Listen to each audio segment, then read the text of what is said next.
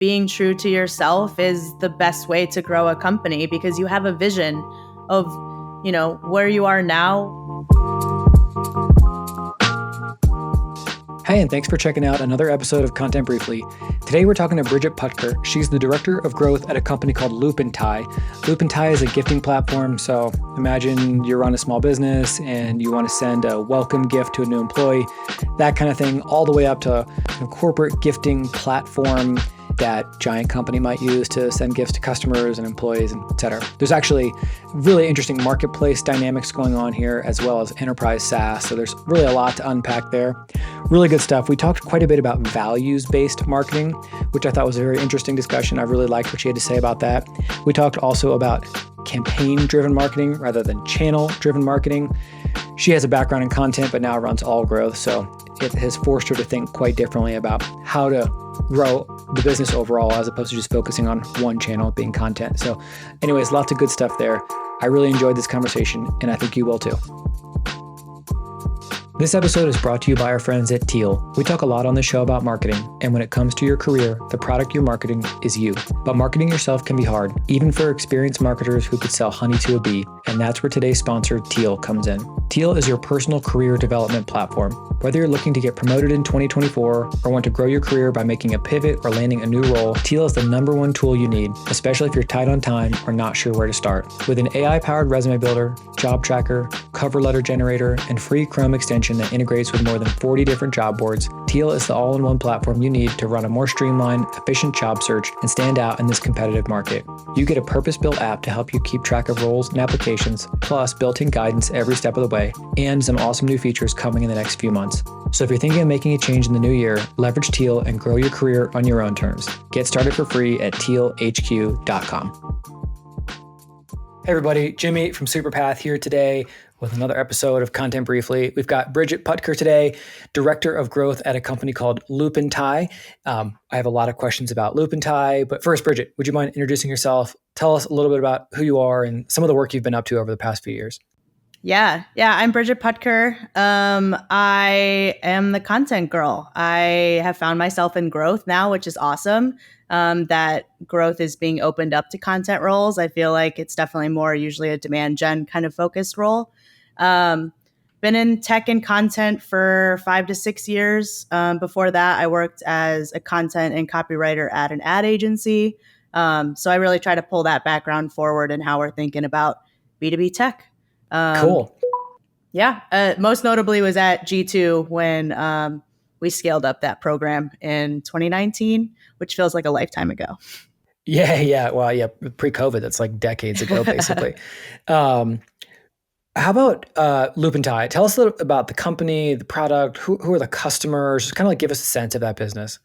Yeah. So Loop Tie is a gifting platform.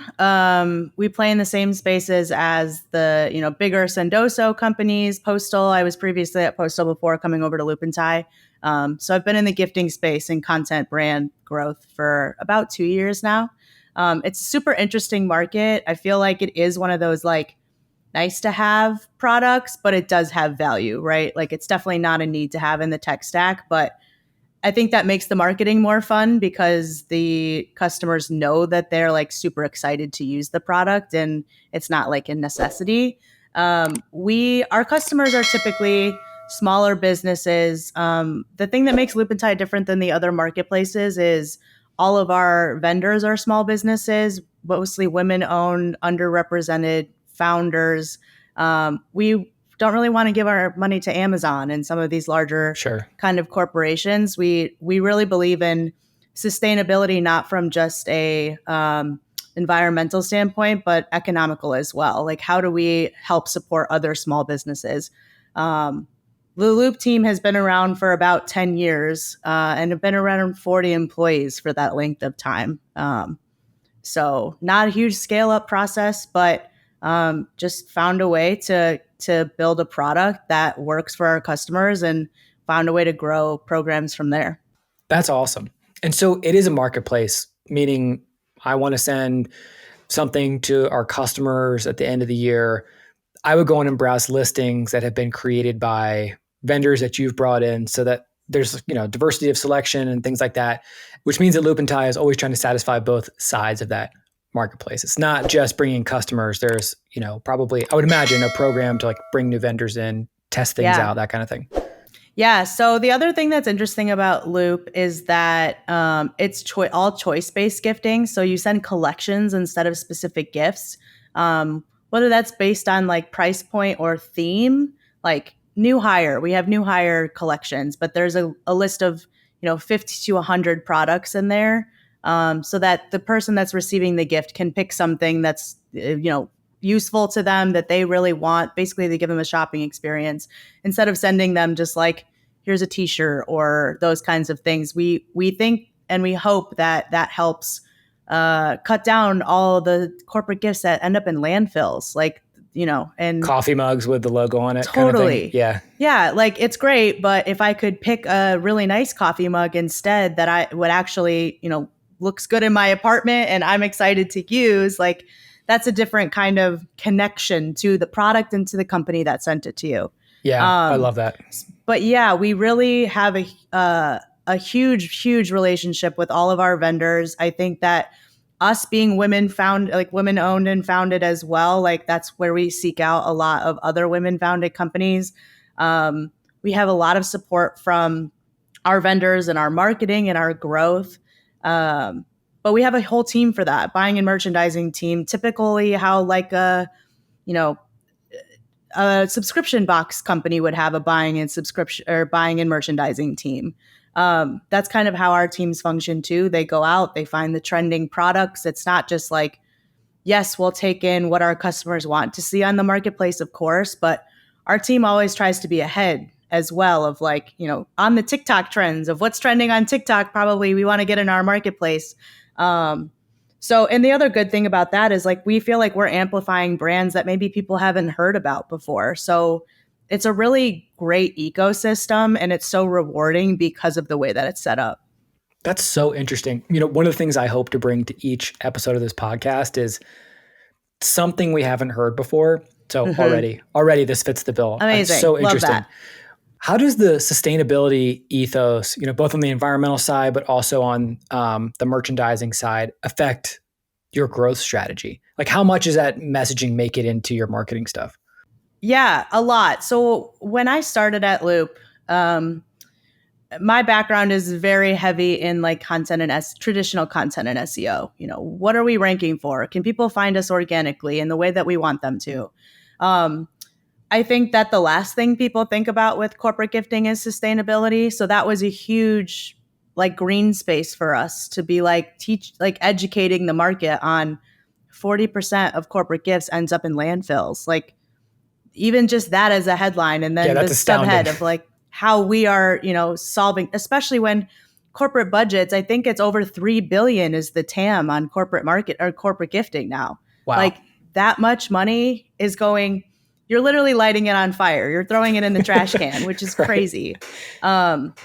So as far as it affecting our growth strategy, like I said, when I started, we went through a rebrand almost right away.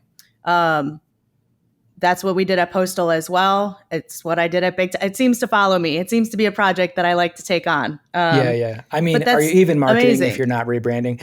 Yeah, right. Yeah. But that we had that discussion for a while of like positioning and messaging, like, do we want to come off as the sustainable corporate gifting company or are there other lanes that we want to run in?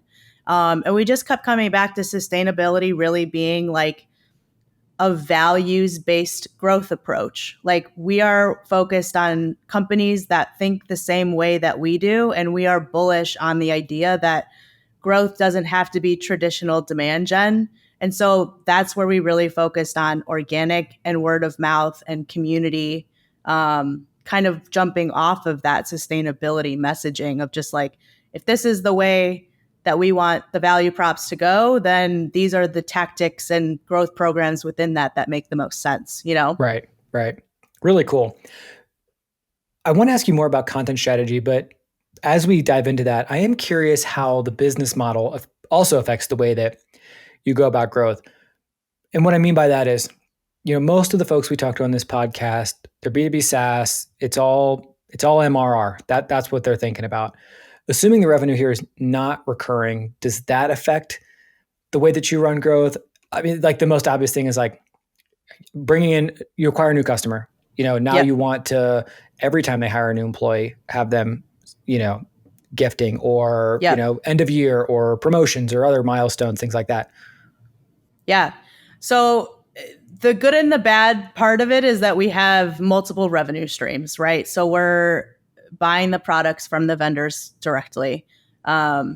We have a freemium model, a PLG kind of motion of get these free users in here. Once they hit 100 gifts and the free shipping, on the next tier. So we actually do have ARR. We do have larger clients that we partner with strategically. Salesforce is one of them, to do a lot more of their logistics side of their swag programs or their gifting programs. So interesting. We have a native Salesforce integration. Actually, let me back up. Loop and Tie has been around, like I said, for 10 years, but it was really just a gifting service for that long. I think it was 20, I'm going to get the dates wrong, but at some point, the CEO, Sarah Rodell, won Dreamforce's Pitch Fest.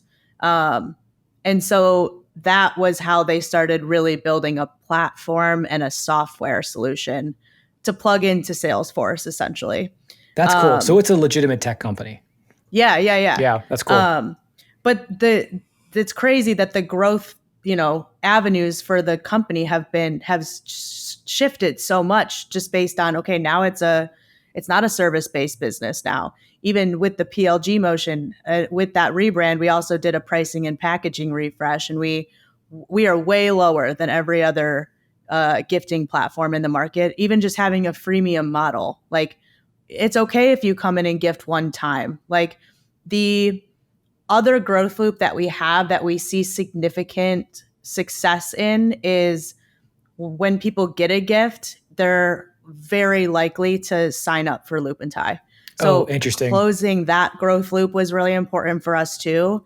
And even in our attribution on the front end, just self-reported, there's so many that say like, oh, I got a Loop and Tie gift. Who sent it to you? Like just trying to understand, word of mouth community and also just basically referrals is a lot of our growth motion too.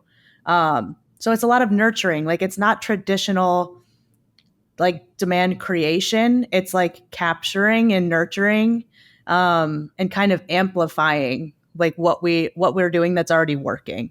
Right. Okay, this is great because content marketers often are thinking about content, not network effects or product marketing or things like that. Yeah. So I feel like I would imagine that probably shapes the way that you think about content, possibly meaning that it's just like not all about customer acquisition all the time. Maybe it's about activating previous customers or moving free customers up into, I don't know if you call it an enterprise plan, but kind of like that equivalent to kind of expand into an organization. Yeah. I think it's interesting because that's not a challenge I've ever taken on before. I did come from traditional content where all we're focused on, especially at G2, was as much traffic as we can get, as many backlinks as we can get, like the typical issues that content marketers face. I was able to set up that program at the bottom of the funnel and say, all we're ranking for on Google is Loop and Tie, like how all branded, right? Like that's the last 3 companies I've been at is where they were starting from. So for better or for worse, I kind of got to build the content program from nothing. But in this specific situation, it was like started at the bottom of the funnel and make sure that we're ranking for things like corporate gifts, sustainable corporate gifts for new hires, like things that are really tactical. And then we can also use that in those product marketing emails and things like just be able to reuse the content so it's not siloed. I'm a huge fan, and it comes from my advertising background, of just like campaign thinking. I think it makes it easier instead of channel thinking of like, okay, I got to go set up a social media presence for this company and here are the posts for the next 30 days and whatever. I'm so much more about let's set up a 3-month campaign that includes a message across paid, social, organic, just viral, like, it's, and even inside the product, like, yes, to your point, we want people to use the product as many times as possible. And that just also comes down to content. How many days in March are there for people to give gifts? Like, okay, for example, our Employee Appreciation Day is March 1st, but we're doing a campaign around Employee Appreciation Month. Like, shouldn't just be one day. Like, trying to take creative angles on things. I also think it's interesting and different for me from a content perspective of working at a company that's really seasonal. I've never done that before. Obviously, we want people to gift all year round, but the crazy time is November, December, January. And how do I plan for that in a content way to make sure that we're showing up when we need to be? That was a really interesting challenge this year. And it worked out for us. The rebrand was rightly timed. And then we just started publishing something once a week, just something. We were like, here are all the gift guides that we need to write. Let's get after it. Let's work with buying and merchandising. Let's work with the product team on helping our product-led SEO. So just different programs like that, but working at it from a seasonal angle was super interesting.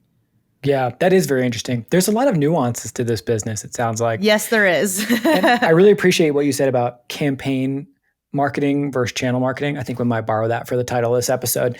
Yeah. But it kind of speaks to something you said as you were introducing yourself about going from content to growth. And it sounds like just hearing you talk about this, I can sort of see where content fits in, but I also see how you have like a much broader perspective on that.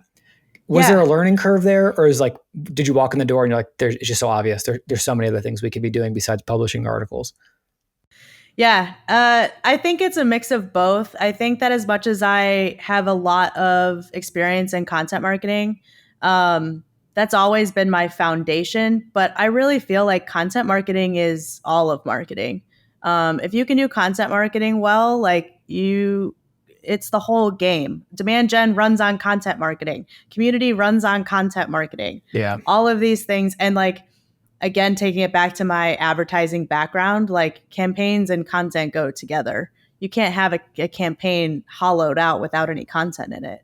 So I kind of see content as the cornerstone of all of the marketing. And then the other kind of marketing titles that you would see are just more like channels. It's like, how are we going to use this content? How are we going to distribute it?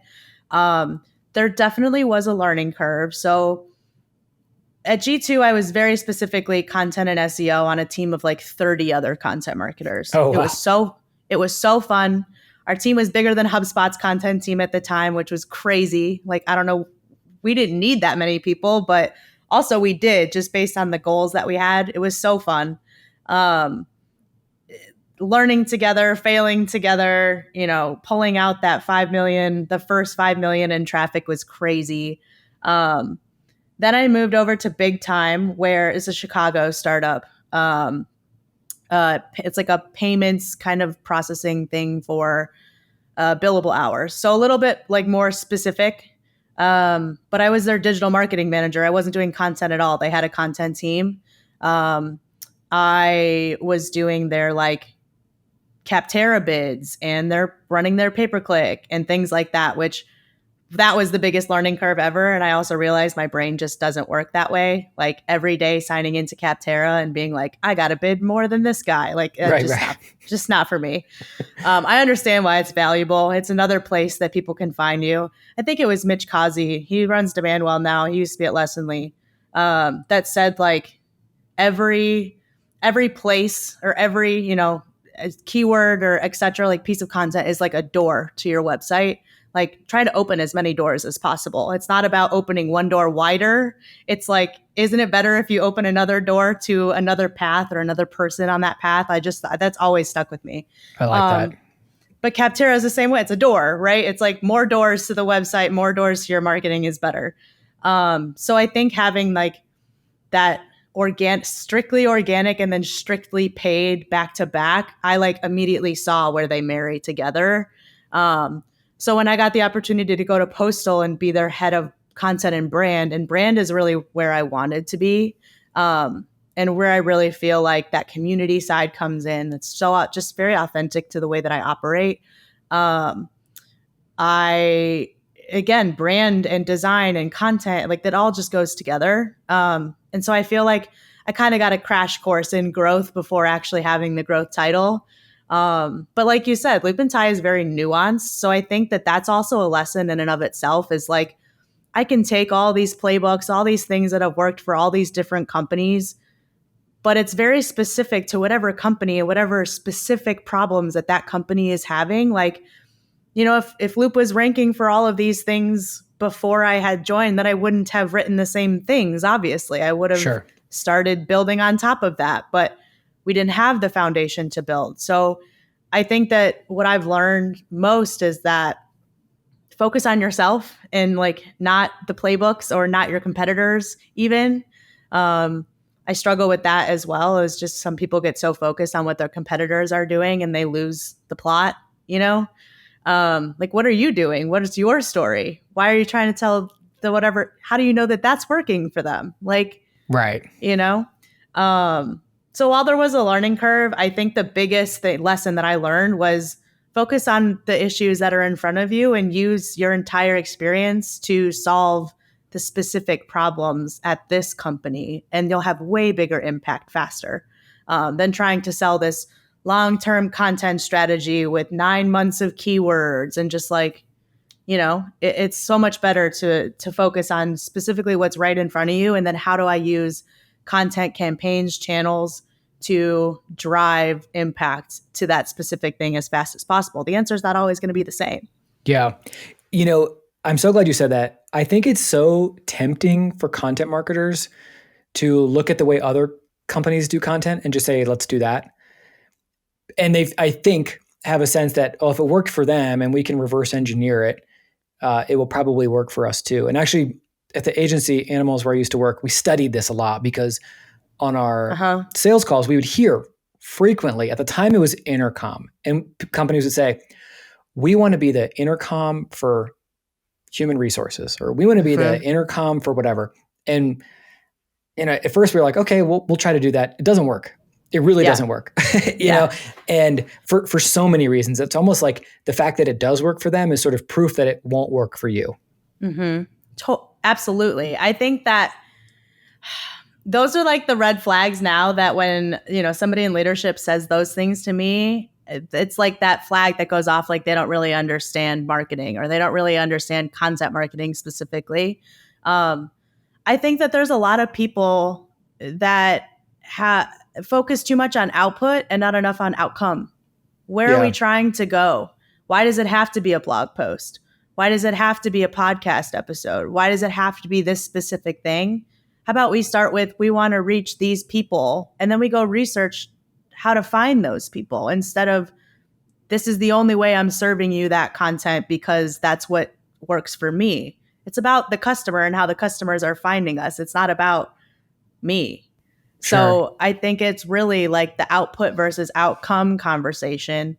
And that comes down to trust. And that also, trust comes down to, what's your track record and experience of growing companies, which can be tough, because that's certainly not always within marketing's control.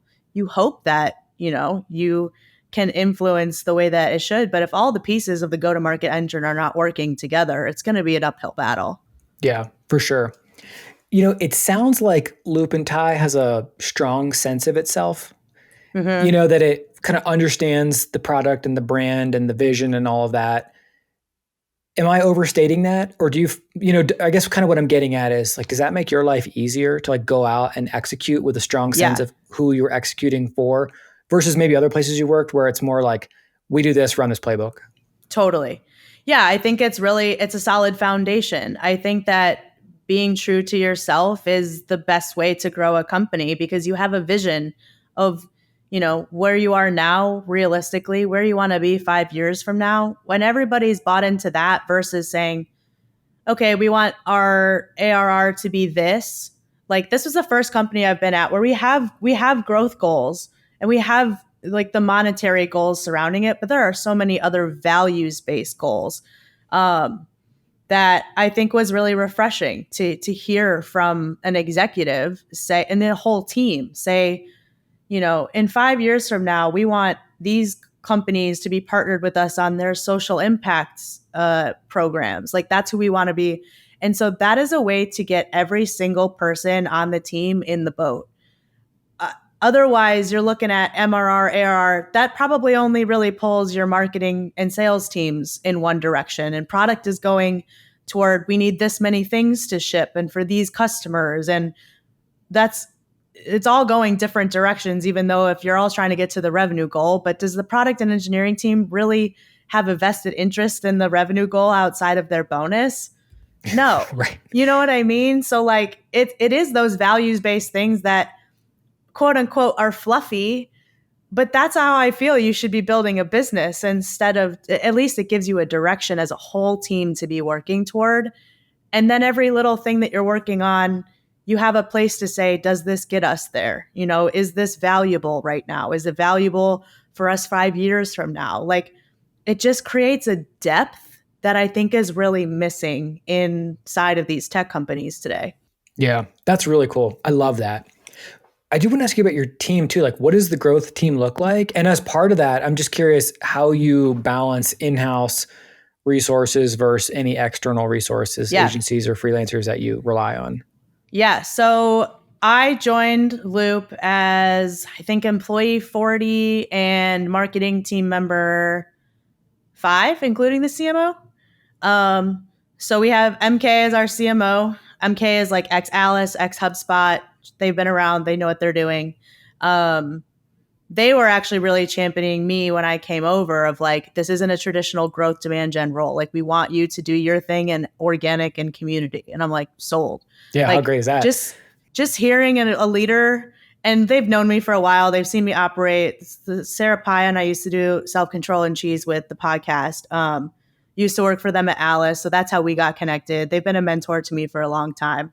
So I was so psyched to hear like somebody else actually thinks about it this way, and I'm not like crazy, That's like awesome. there are other ways to go about growth than just paid ads. Like, wow, amazing. So I came on, we had a product marketer, Molly. We hired a designer within the first couple months of me starting there, just because if I was going to be cranking out all this stuff, I'm like, I can do it, but it's going to take me 3 times as long as somebody else that is better at it than me. Right. So having that design resource is really important too. And then we have marketing ops. So there's not many of us. The growth team, I did sign on, and I think we had Simon at that point, who's our paid specialist. So I help him build the growth strategy, and then he's actually doing the tactical, like Google ads and LinkedIn ad stuff. And then around the holiday season, so he's a contractor. He's amazing. Our ROAS are insane. Like, I think average they're around 600%, and in holiday season it was up to like over 2,000%. It was crazy. Oh wow, that's insane. We just kept pouring money into it. We were like, more. It was awesome. He's great. And we did end up also seeking out a social media and community manager, just freelance, in the busy season, because I was busy growing other things, trying to make impact every day. I think that was another seasonal thing that I learned, was like, I can't be focused 6 months in the future like normal. Like, what can I do today that's going to make an impact? So Amber Rhodes from User Gems has been helping us on the social side, and she's amazing. Like, she picked up our voice so quickly. Another really like refreshing thing about Loop is just like the creativity that we're allowed. I think that that's something special. I think it's also something missing in most marketing teams, is like the leeway to be creative. And that also means to have things not necessarily land the way that we want them to, but we learn. So just having the creativity from her side has been amazing. It's like a breath of fresh air into our product. Yeah, I think that that's like the whole setup, really. I'm doing all of the content myself. Okay, that was what I was going to ask you next, because I noticed you did not mention a dedicated content role. It's me. Yeah. Yeah, it's me. I think that early on I was like, okay, I can not do this in my sleep, but I was also like, at least the things that we've outlined are pretty programmatic, I guess. Like we were writing a lot of gift guide listicle things just to get the specific, employee gift ideas and like those kind of blog posts up and out. So I relied really heavily on the buying and merchandising team for a lot of that product data. What are the top 5 gifts sent this month? What are like trying to, interview our customers. Molly really helped. The product marketer really helped with case studies and things like that. So I was really just in charge of doing the content for the blog. And then I also managed the website. So I have my hands in a lot of things. Yeah, that's a lot. Have you found yourself having to kind of hone new skills in this role? Whether they're like technical skills, like learning different software, or like analytical skills, or just even like time management? Yeah, I think that like the biggest thing that I've learned is in this role specifically, I've always been analytically like minded, but never like in HubSpot building my own reports. Like as growth, like you have to do that. I learned a lot about like list segmentation, and because we have, business users, we have, personal users. There's just a lot of people that use our product for a lot of different things. So messaging that way and specifically targeting and segmenting versus just like spray and pray to everyone, I think was definitely probably the biggest thing that, the list doesn't have to be the biggest for it to be the most impactful email. Sure. Like it's actually the opposite. The smaller your list is, probably the more impact your email has. Right. And also like I've always been, even in content, like beating the like marketing should be snuggled up to sales drum, but I've never like been as close to the sales team as I am now. And I highly recommend it to everyone. Like at the end of the day, sales is the one on the calls with the customers. The AMs are the calls with your customers. Like that's where the best content is. It's not in your Ahrefs. It's not in, what your competitors are doing. It's what are your customers asking for, and how can you continue to bring them back to your product with content? Yeah. Amen to that for sure. I feel like Gong is the best thing that's happened to content marketers in the last like 10 years. Thank you, Devin Reed. yeah. Actually, Devin's going to be on the podcast. We just yesterday scheduled. So we're going to be talking a lot about that. I wanted to ask you too about team communication, right? Like the roles in the team are pretty varied.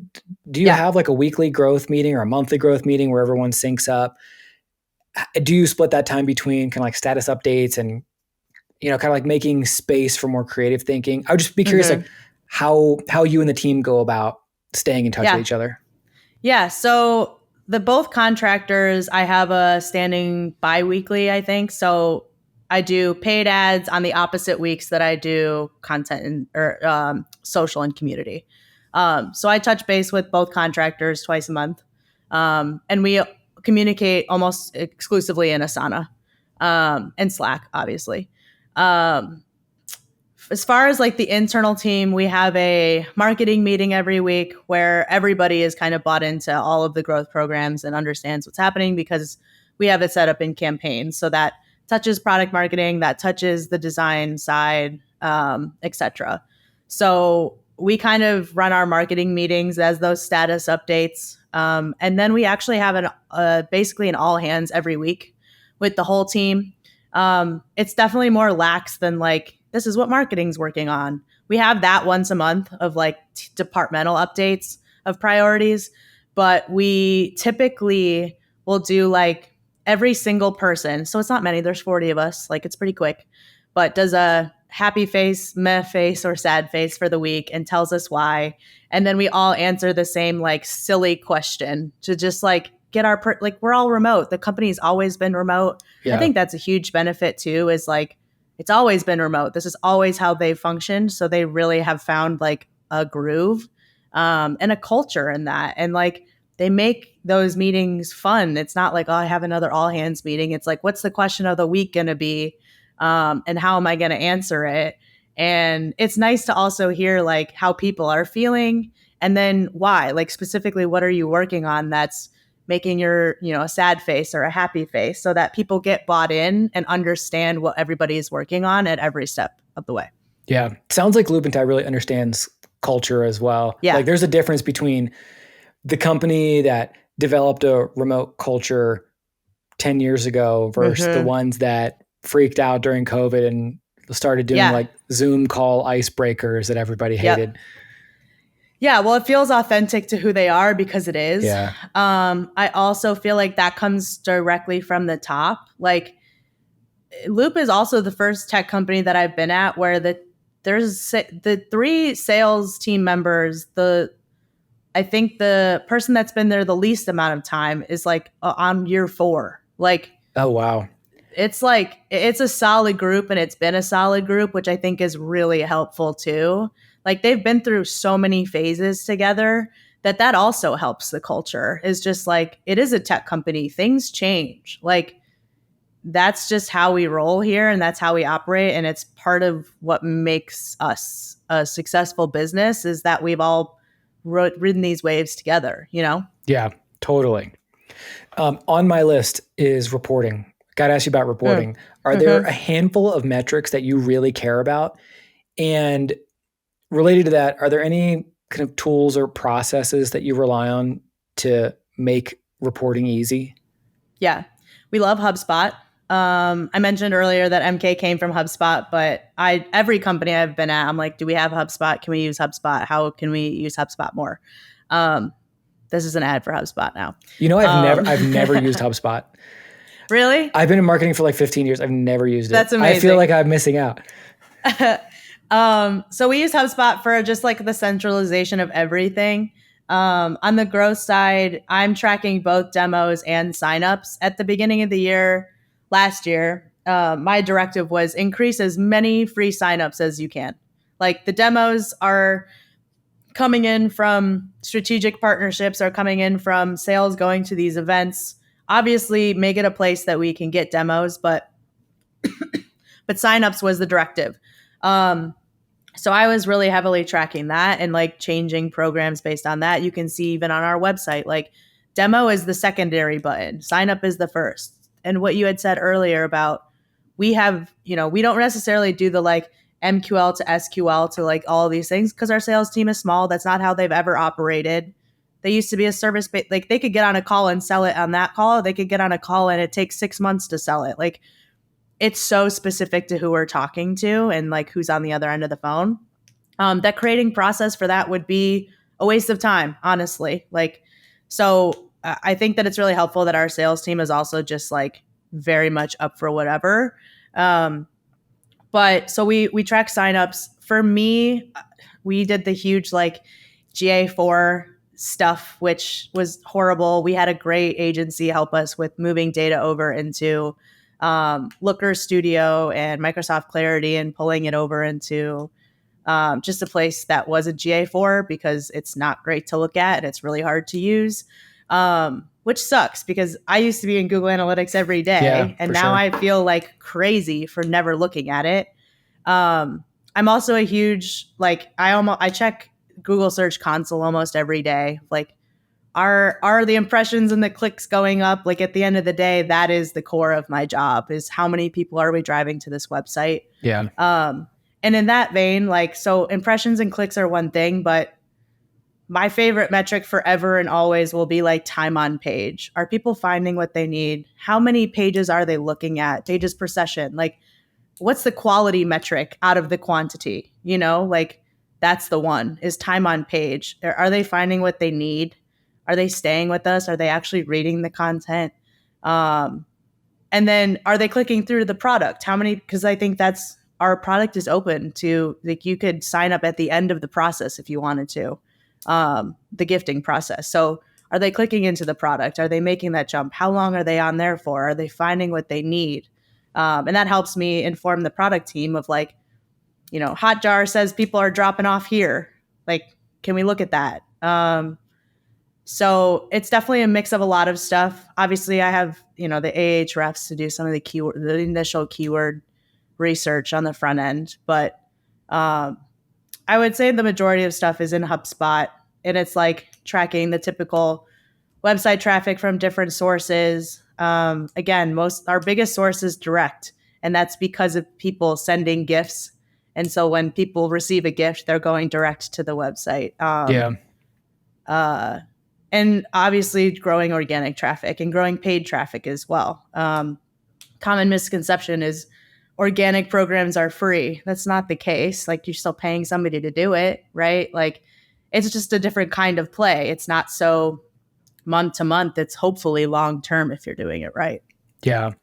There was one thing you mentioned I want to just quickly zoom in on, which is that a user could come on the site through content, let's say, go through the process of gifting and then not sign up till the very end, which means there's some blend of marketing pages and product pages on the site. Do you differentiate between those two in your reporting? Yes, because the product team reports on one and the marketing team is reporting on another. So I'm really focused on the marketing site, but there's no like stepping on toes kind of thing. It's like, I want product to look at the marketing side from the product angle. They want me to look at what the product numbers are telling me from a marketing side. It's all user behavior, but it's just like, at what stage in the customer journey and what in the user journey are they at? And like, how can we start to predict and serve up the content that they need at that point? Yeah, love that. There's two new questions we've been testing out on guests. One is about kind of the skills you rely on in your day-to-day job. I think you actually covered that pretty well when you were talking about making the transition from content to growth. So I'll skip to the second one, which is, what surprised you in this role? Whether it's something that worked, something that was easier than you thought, something that was harder than you thought. I mean, I'll leave it fairly open-ended, but yes, curious, like if there's anything that was like, dang, I didn't expect that. Yeah. And maybe it's a little silly for not expecting it, but it is hard to manage as many balls in the air as like, it is hard to not get caught up in the, I have these 10 things going on. How do I keep inching all of them forward? It is so much more impactful. And I learned early that like, if I can really focus my time on setting up the foundation for all of the programs, but then focusing my efforts in sprints on specific things, it's way better for the impact that I'm having, the output that I'm having, but also just like brain space, creativity, mental load. Like, taking on all of that at once is too overwhelming to be able to actually make progress. So I know it's not always reasonable to be like, I can't I can't do a social post this morning and then write 3 emails this afternoon and do this, but do it in sprints, do it in bulk, write all your social posts in 3 days for 2 months. Like, there's nothing keeping you from doing that. It's just time management. I think it's a good lesson. I think I personally could learn from that. I don't do a very good job working in batches, which is kind of what you're getting at. Probably make my own life a lot easier. But to each their own. yeah, totally. I have some things to learn in the time management realm. That's for sure. Seriously appreciate you coming on and talking. Really interesting to learn about Loop and Tie. Like I mentioned, I'm always trying to bring like, what's something new we can talk about in this podcast that we haven't done before? Like, we've got that in spades here. So really appreciate that, and appreciate your time. I know you got plenty else going on in your life. So thanks for taking time to chat with me. We will send people to the Loop and Tie website, and I would encourage folks, like I do in every episode, go look at it. Like, now that you've heard what the growth program looks like, go see it in action, because like, I feel like that's where you actually start to learn, oh, okay, that's how that works. Like, maybe there's an idea or two I can borrow for my own marketing.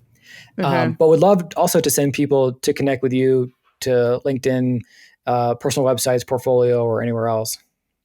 Yeah. You can find me on LinkedIn. If you have questions about Loop and Tie or anything growth related, please feel free to DM me. I am chronically and tragically on LinkedIn. My website is just bridgetpoetker.com if you want to reach out to chat more about just like content projects. Cool. And you do some consulting too, right? Yeah, I'm doing that on the side. So it's been good for my brain to pick up different problems and also help me solve Loop's problems by looking at it from a different angle. For sure. I love that. Well, we'll make sure we link to your LinkedIn and your personal website in the show notes too. Awesome. Bridget, thank you so much. We really appreciate it. Thanks, Jimmy. Take care.